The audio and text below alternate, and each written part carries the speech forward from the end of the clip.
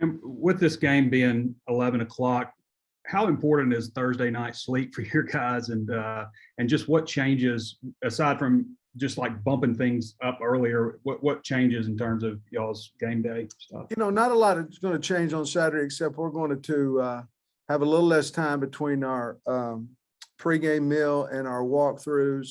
It's going to take maybe up to 90 minutes, anywhere from 75 to 90 minutes to get to the stadium on Saturday, just depending on traffic. So that's going to speed up a little bit. We're going to have our chapel in the evening instead of the game day. But not other than that, that's why we practice those 4 or 5 days in a row early in the morning. So, our kids would know, hey, we got to get up, get ready. And I think we'll be able to do that. We told them last week when we got to the evening meal that everything becomes the same now. The only difference is you get on a plane and you fly somewhere. Other than that, everything goes back to the same. So they handled it well last week. I think they will again. Thanks, Coach. Thank you. Hey, Sam, how you doing? Trey Williams, you guys obviously thought it'd be good, or else you wouldn't have recruited him. But has he surprised you at all? And in retrospect, how big a get was he? No, I've been a Trey Williams fan for a long time. And, especially when you go in the portal, I feel like we hit, in the portal. But when you see guys play you and they're giving you trouble, and again, I had a couple fortunate enough, had a couple first round tackles there at Georgia. Trey was, he was hard to block with those guys. I knew that if we could get him, that he could solve some of the pass rushing issues that we had, along with, getting our guys better here. But no, he really hasn't surprised me, Bob. I expected that he would play like he has. And then it worked pretty well last week having Dave and Eric down there in Arlington with you. Do you have any plans to take them or anybody else to Athens?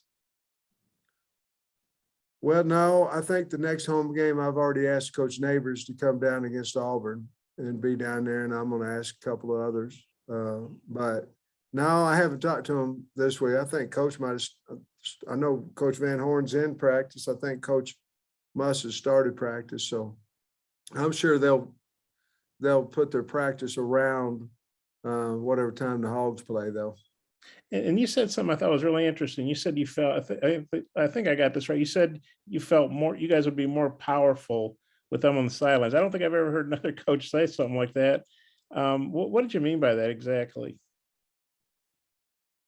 Well, I think all three of us wanted to beat A&M. I think all three of us are head coaches. We all kind of think similar. I know we have our differences. But I felt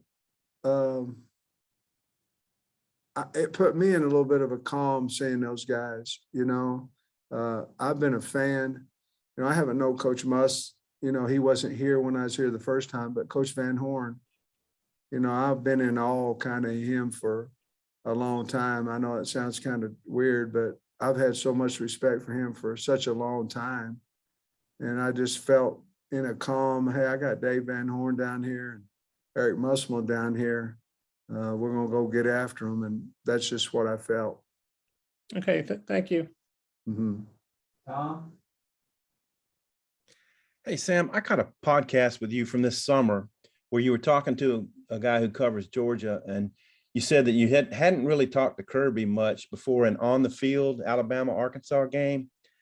After the game, it was 14 or 15. Do you recall?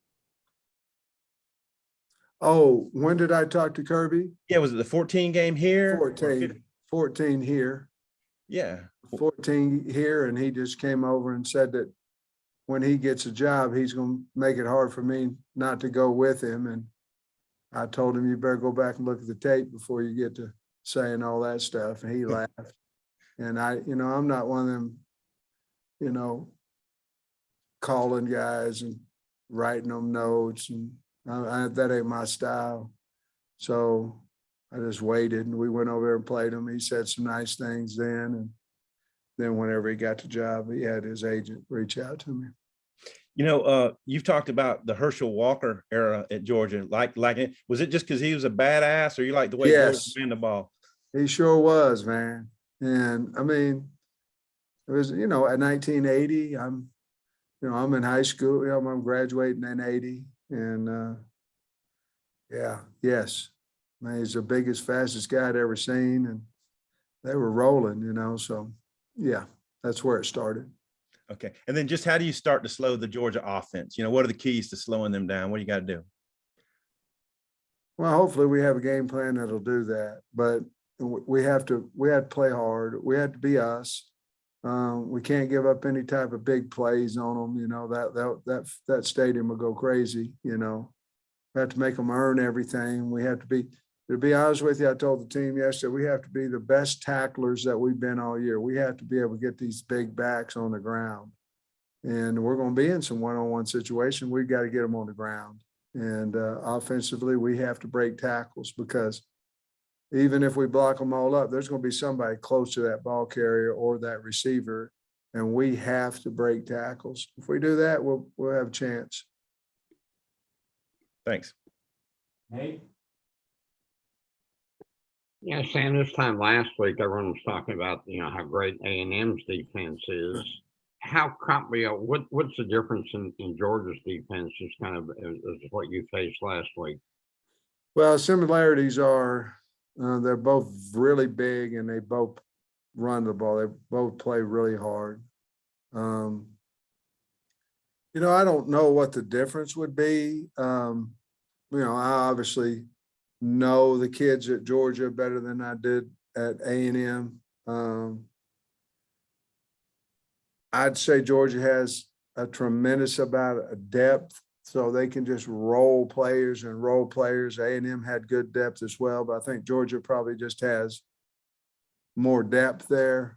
And they're a little scarier because I'm more familiar with what they're going to do to us and what we have to do to stop them. So Surprising that, considering what they lost last year in graduation, that they're as deep as they are defensively.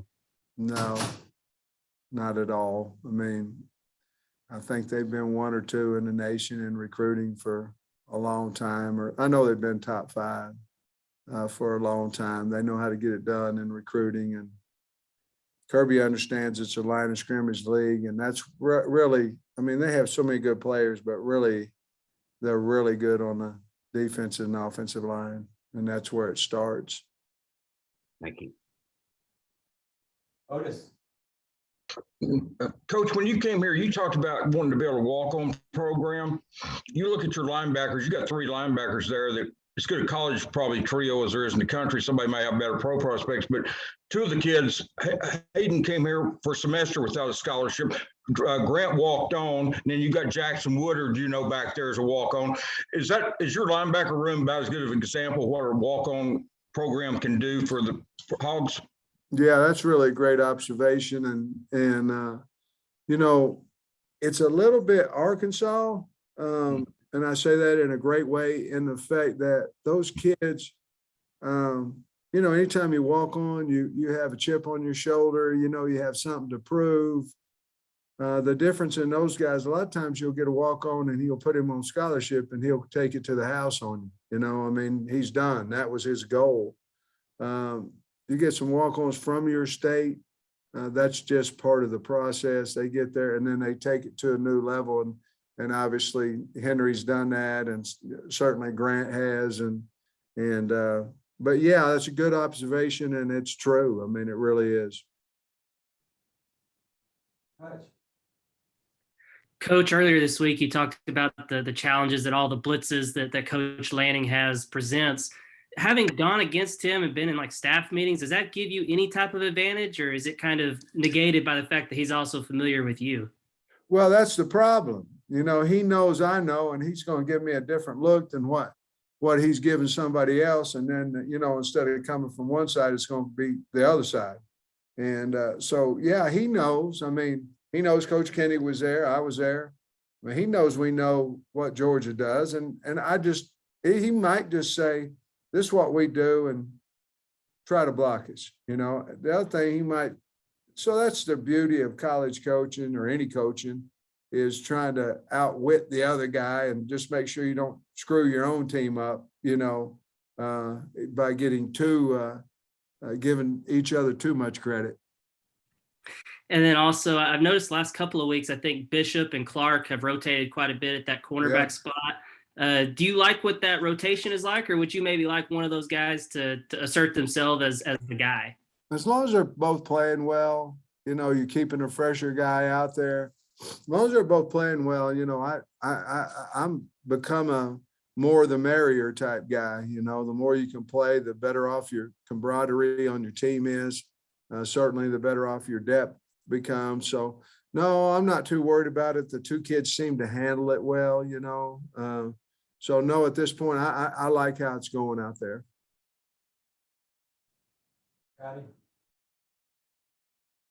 Hey, Coach, I know I've asked you about Traylon Smith recently, and he said he's dealt with some health stuff, but how important has he been, kind of setting the tone in the running game early in the last couple of weeks with some big runs?